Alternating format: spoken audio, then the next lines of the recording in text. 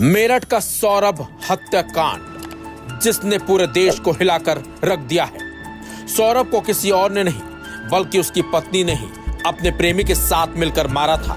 वो पत्नी जिसे सौरभ बेहद प्यार करता था, लेकिन सौरभ की पत्नी का प्यार कोई और ही था और रास्ते से हटाने के लिए ही मुस्कान ने अपने प्रेमी के साथ मिलकर सौरभ को इस दुनिया से ही खत्म कर डाला। मेरठ के इस हत्याकांड को सुनकर हर किसी की रूह कांप गई थी, लेकिन इसी बीच मेरठ हत्याकांड पार्ट 2 को दोहराया गया है, वो भी हरियाणा के भिवानी में, जहां रवीना नाम की महिला ने अपने प्रेमी के साथ मिलकर अपने पति को ही मौत की नींद सुला दिया।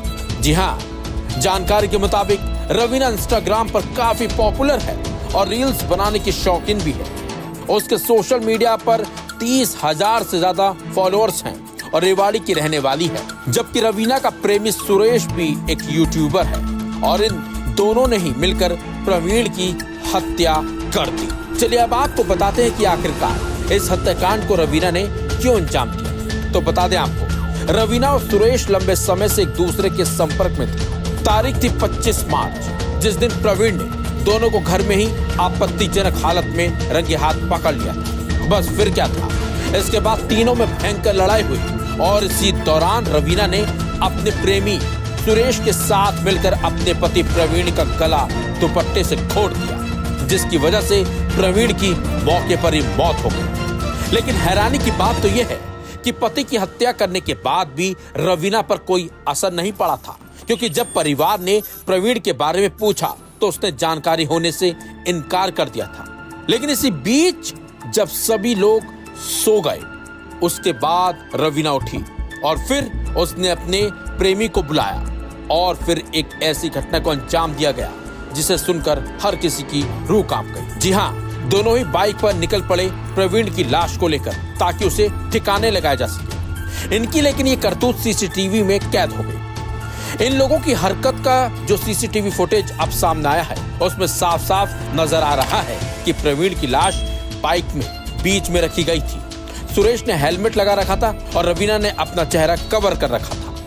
करीब 2 घंटों के बाद वो उसी बाइक पर पीछे बैठे हुए लौटते भी नजर आए थे, जबकि शव बाइक से गायब था।